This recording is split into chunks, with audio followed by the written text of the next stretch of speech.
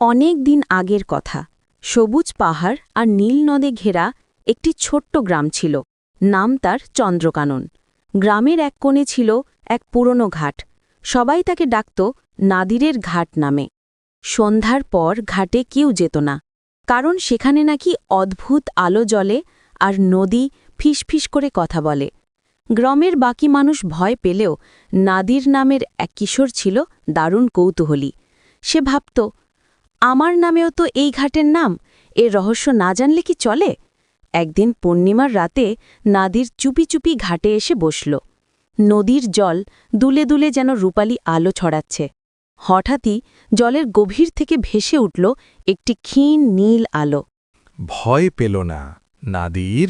আমি জলপরী লহরী। সত্যি? তুমি জলপরী? 100 বছর আগে তোমার পূর্বপুরুষ এই ঘাটকে রক্ষা করেছিলেন। তার নামে এই ঘাটের নাম হয়েছে। কিন্তু এবার নতুন বিপদ এসেছে। নদীর তলদেশে একটি কালো পাথরের দানব জেগে উঠেছে। সে জেগে উঠলে নদী শুকিয়ে যাবে আর গ্রাম হারিয়ে যাবে।